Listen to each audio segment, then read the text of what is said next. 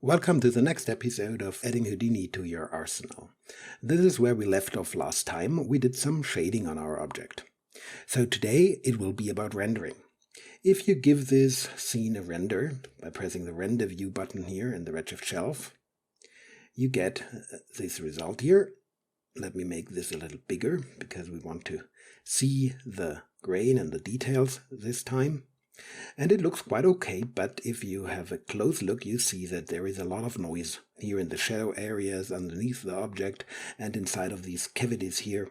Everything is very grainy, the reflections are very grainy, and we have to get rid of all this grain. And to understand how to set up Redshift to give us a clean render, we first have to understand how path tracing works, and we have to get some terminology out of the way. So follow me to Photoshop and I explain to you the principles of path tracing.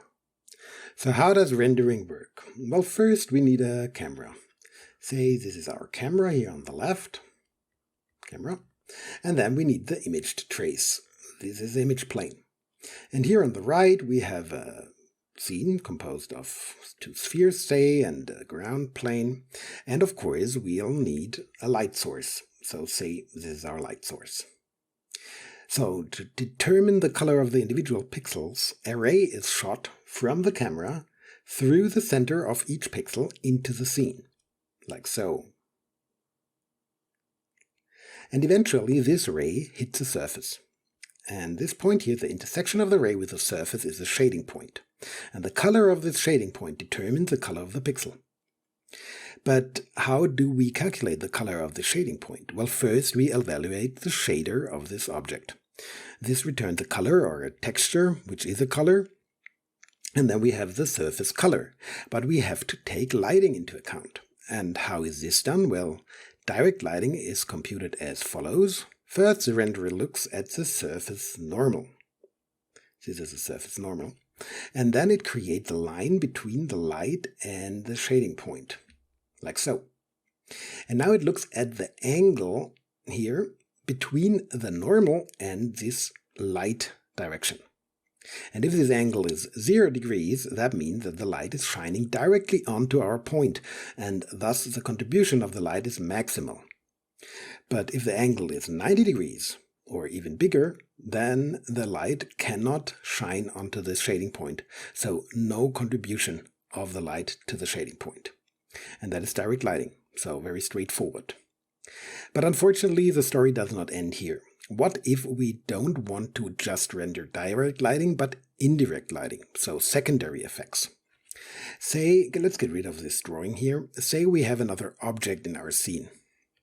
Say we have another sphere here, and this sphere is lit by this light too, and of course it contributes to the illumination of these two objects. So to understand how much light is coming in from this object, what the renderer does is it casts so-called secondary rays. So it creates a hemisphere here around this shading point, and now it starts to cast secondary rays in random directions here on this hemisphere.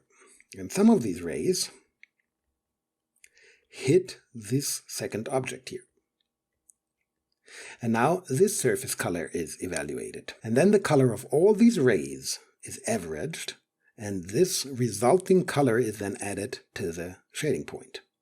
So by just shooting a lot of rays in different directions and then averaging the result, the renderer starts to see the scene and to see all the secondary objects that are contributing.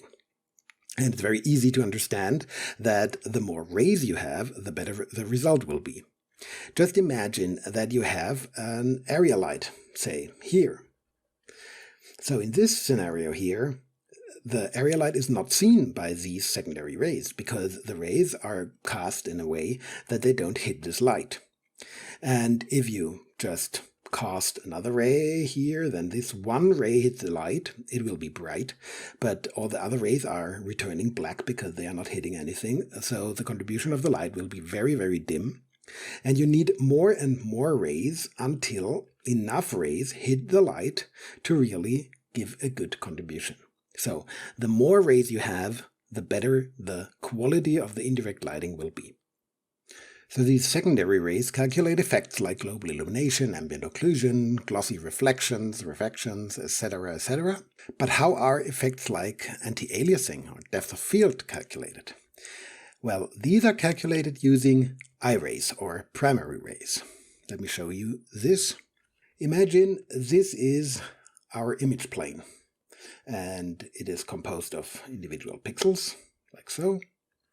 And usually just one ray is fired through the center of a pixel into the scene. And say it hits a surface here. But what if it happens to be exactly at the edge of an object? So say we have a cube here and it hits exactly the edge. Then chances are that it hits exactly where the object still exists, so it will return the surface color, or it just misses by a little bit, then it will return black. But to have the proper color for the pixel, we have to have a mixture of both. We have to have anti-aliasing. So what the renderer does is it just shoots more primary rays. It jitters the location inside of the pixel and then shoots more primary rays into the scene through these different jittered locations. And some of these jittered locations will hit the object and some will miss. And then all of these primary rays are averaged, and this gives the effect of anti-aliasing. Depth of field or motion blur are computed in the same way. So this gives an interesting picture because we have a primary ray going into the scene, and then we have secondary rays being cast from the shading point in different directions to account for the secondary effects. But then for effects like anti-aliasing and depth of field, we may have a second primary ray, and that again will cast secondary rays. And then we can have maybe a third primary ray, and this will again create secondary rays. So the total amount of rays cast in our scene depends on both the secondary ray settings and the primary ray settings. So if you, for example, say just cast one secondary ray for every primary ray, then we will have very few secondary rays, and we can cast a lot of primary rays to get a decent amount of rays. But if we say we have a lot of secondary rays, we need less primary rays to get the same amount of rays in total. Rendering can only be made faster by shooting less rays. The time the computer needs to calculate one ray is always the same. So if you want to render faster, shoot less rays. And Redshift has a nice approach on minimizing the amount of rays to shoot, and that is called the adaptive sampler. To understand the adaptive sampler, you have to understand primary and secondary rays. So back to Houdini, and let's put this into action. The settings for the adaptive sampler can be found in the out context, here on the Redshift drop. If you click this, and then go to Redshift Settings, you will find this Unified Sampling tab here, and that is the main quality control of Redshift.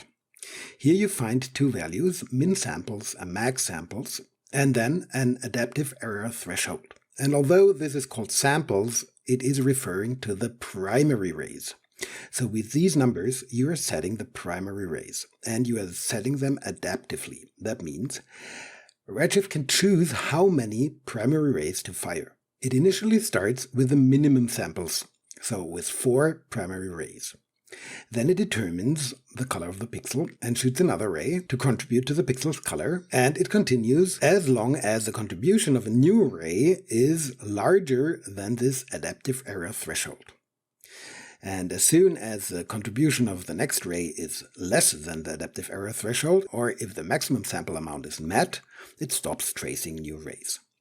That means Redshift focuses the rays on the areas of the image where they are needed, and as soon as a pixel is clear, because a new ray only gives a very small contribution, then it just stops tracing more rays. So with these two numbers you can tell Redshift how many primary rays to shoot into the scene. So rendering with Redshift is very easy because you have to just up these numbers and lower the adaptive error threshold until you get a clean result. So let's try this out. Let's open the render view. And we get the grainy result from before.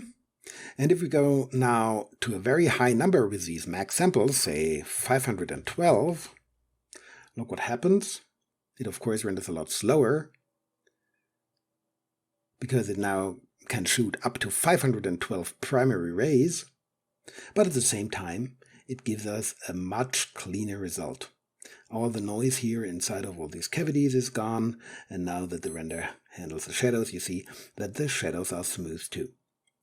And with this adaptive error threshold, you can control the adaptivity. So if you lower this, it will shoot more rays until this lower threshold value is met. So if we say go to 0.05, it will render even longer, but the result will be even cleaner. So that is a very fast way to set up your renderer to give you clean results. But it is not necessarily the fastest method. Redshift is a biased renderer, and that has advantages and disadvantages. The advantage is that you have a lot of settings to tweak the renderer to give you optimal results. But the downside is that you have to tweak all these settings. So it's a lot of work, but it gives you faster performance. If you don't have the time for that, just up here the max samples, lower the error threshold, and wait for it to finish. But if you have the time to tweak the settings, you can do something else. To show you this, let's first close the render view and go back to the standards here, which is 16 and 0.01. And let's switch to the OBJ context. So all the effects in Redshift have their own secondary sample settings. So if you go to this area light, for example, you will find here under the light tab this samples parameter. And what this 16 is telling us is that 16 secondary rays are fired to sample this light. The same holds true here for this light dome. It has volume samples and it has 64 light samples. So 64 samples, 64 secondary rays are fired to sample this light. And if you quickly go back to the out context and to global illumination, you will find these brute force GI rays are the sample amount for the brute force GI, which is 16 by default. So here and in all the shaders for the glossy reflections and stuff like that, you have individual sampling controls, and these sampling controls just define how many secondary rays are shot to sample the effect. And by using these numbers, you can tweak the renderer to give you faster results. So instead of just upping the primary rays, first up the secondary rays, because then every primary ray already has a better result, and the adaptive error threshold can focus on anti-aliasing only, anti-aliasing, depth of field, motion blur. And all the other effects are clean by just upping these numbers. So how is this done? You just open the render view, wait for it to render. It renders quite quick. And now have a look at your image and think about where the noise is coming from. It might be beneficial to go to your OBJ context, and let's disable this light dome for now. Gives a very dark image, but now we clearly see that this grain here beneath the object is coming from the area light. So let's go to the area light. Let's first make some room, just that we see everything at the same time, like so. So if we now go to the area light and up the samples from 16 to say 64, look what happens. The grain here starts to vanish. If you go to 128, now the grain from this light here, the shadow grain, is pretty much gone. The reflections still look awful, but this grain here is gone. So let's turn on the light dome again. Wait for it to render. And you see that now we have our grain back here in the areas that used to be black before. And this grain seems to come from the light dome. So let's increase the samples of the light dome to 256. And you see now the noise here in this area is gone. Regarding the shadows, the image is noise-free. So now for the reflections, let's go to the shading context, into our shader, and into our gold shader, And here on the reflection tab, you have samples too. We have 16 samples at the moment. Let's up this to 128.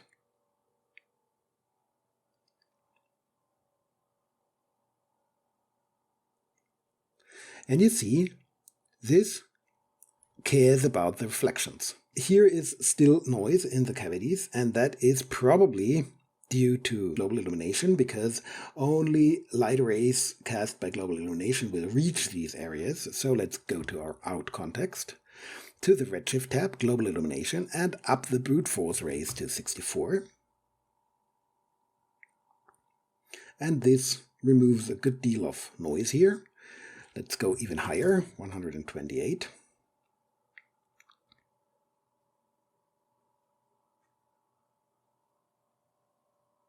And now our image is pretty much noise-free. So what we can do now is go back to the settings and just up the maximum samples and the minimum samples at the same time to a value like 32 and 32, for example. That forces Redshift to shoot 32 primary rays no matter what. Just to evaluate if 32 rays give a clean result. And they seem to do that. Everything looks nice. So then we can go down with the minimum samples to say 4. And now Redshift uses all its adaptivity and only shoots as many rays as needed for this image. And you have seen without detailed numbers that this rendering here looks as clean as before when I set the maximum samples to 512, but it rendered a lot faster.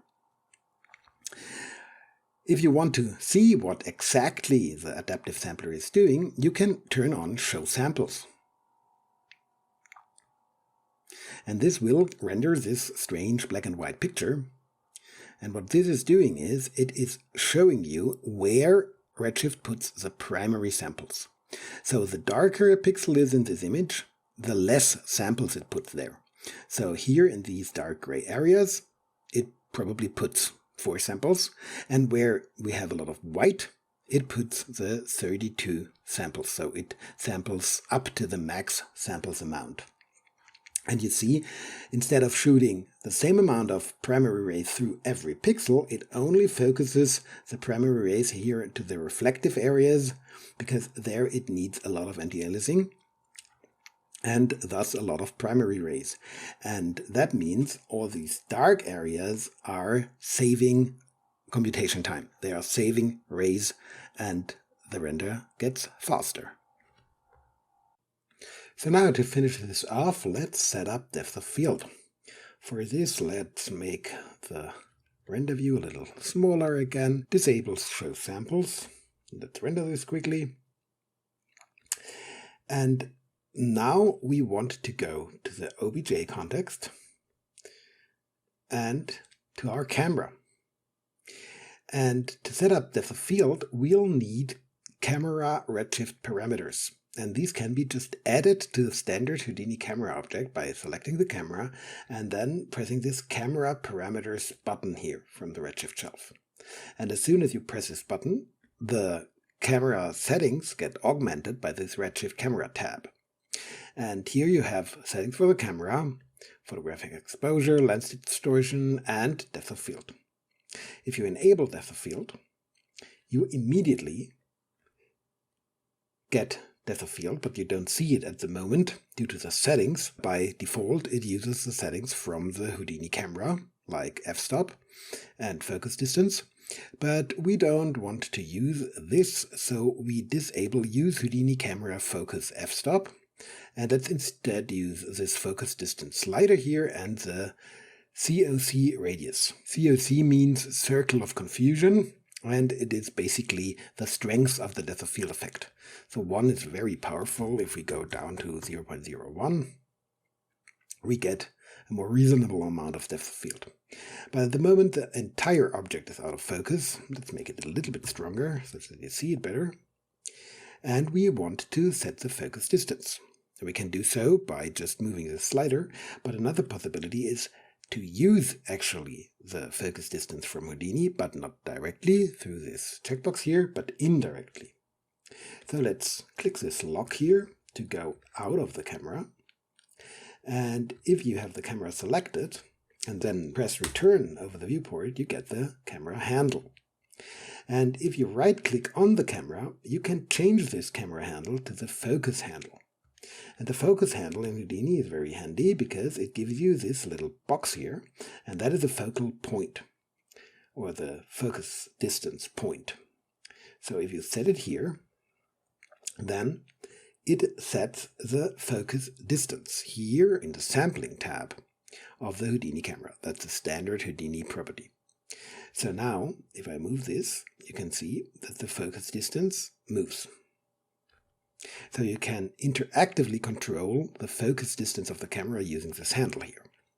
And now just go to this focus distance and say copy parameter, go to the redshift camera and paste it here as a relative reference to the focus distance of redshift. And this makes redshift use the Houdini focus distance, but at the same time gives you the COC control, which in my opinion is easier to control. Not necessarily perfectly physically correct, but easier to control, because now you can just dial in how strong of a depth of field effect you want. So if I go up to 0.05 here, for example, you get quite some blurriness. So let's now make our render view again bigger. And you can see that although our image used to look clean, now new grain is introduced by the depth of field effect. And depth of field usually needs a lot of samples.